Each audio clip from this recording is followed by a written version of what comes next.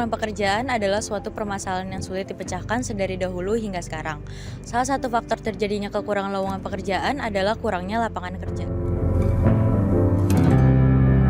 Apalagi setelah COVID menyerang, semakin banyak pengangguran di negeri ini. Data dari Badan Pusat Statistik menyebutkan bahwa per Februari 2022 jumlah pengangguran di Indonesia mencapai 8,4 juta jiwa. Jumlah tersebut mencapai 69% dari total penduduk usia kerja yang berjumlah 208 juta jiwa.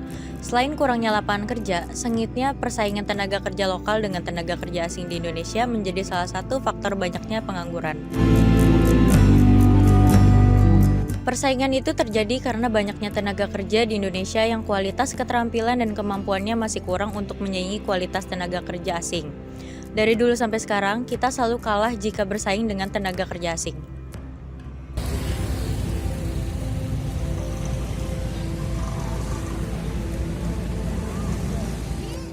Perusahaan-perusahaan besar selalu memilih pekerja asing sehingga tidak ada kesempatan bagi pekerja lokal untuk dapat bekerja.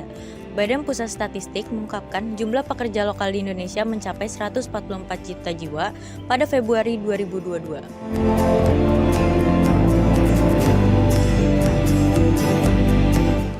Sedangkan menurut Kemenaker, jumlah TKA di Indonesia bertambah 8,3 ribu orang tahun ini, sehingga totalnya menjadi 96 ribu pekerja pada akhir Mei 2022.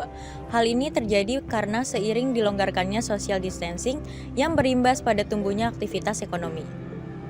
Pekerja asing di Indonesia paling banyak didominasi oleh pekerja asal Tiongkok. Selain itu, beberapa pekerja asing di Indonesia juga didominasi Jepang, Korea Selatan, dan India. Banyaknya proyek investasi asing yang menggunakan teknologi baru dari Tiongkok membuat jumlah TKA dari negara tersebut cukup besar, bahkan hampir mencapai separuh dari total TKA pada Mei 2022. Hal itu berdampak pada kualitas sumber daya manusia di Indonesia. Banyaknya pekerja asing membuat sumber daya manusia di Indonesia tidak dapat berkembang. Selain banyaknya pekerja asing di Indonesia mengambil hak pekerja lokal, adanya perbedaan pendapatan pun menjadi permasalahan kesenjangan di antara mereka.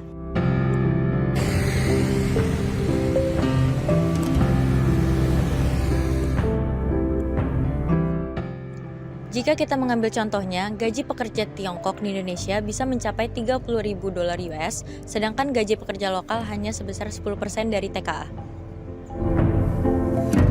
Pemerintah Indonesia seharusnya menyiapkan kualitas sumber daya manusianya dengan cara memberikan sertifikasi keterampilan bekerja yang berstandar internasional, supaya tenaga kerja Indonesia bisa bersaing dengan tenaga kerja asing yang sudah terampil untuk mencakup semua sektor-sektor pekerjaan di Indonesia.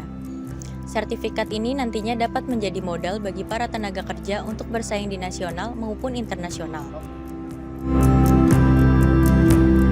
Sertifikat ini bisa didapatkan dengan mengikuti sertifikasi profesi yang dilaksanakan pemerintah. Sertifikat ini mengakui kompetensi seseorang di bidang profesinya. Orang yang sudah memiliki sertifikat ini sudah dianggap kompeten di bidangnya, sehingga perusahaan akan lebih mempertimbangkan antara pekerja asing dan pekerja lokal yang sudah memiliki sertifikat tersebut.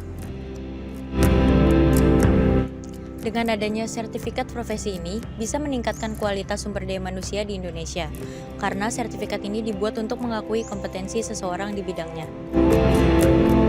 Sebenarnya ini adalah tugas pemerintah untuk mendukung dan membantu rakyatnya bersaing di dunia internasional. Jika pemerintah cuek dengan sumber daya manusia di Indonesia, maka pekerja asing akan terus mendominasi lapangan pekerjaan di negeri ini. Mau sampai kapan negeri kita diisi terus oleh orang asing?